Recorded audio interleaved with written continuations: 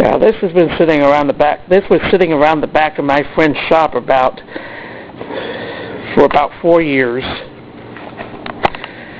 I believe it's an Emerson fan, and it's ducted. If you look carefully inside of this, it has a little volute duct which directs the air going through the blades. And it has been. I have rewired it and oiled it,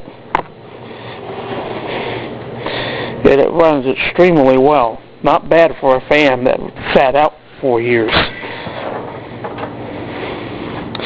I will plug it in right here so you can see it run.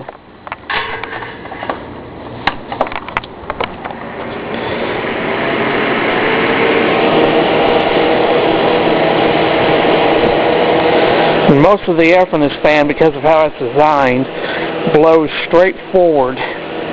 Almost very little air is directed above or below the fan.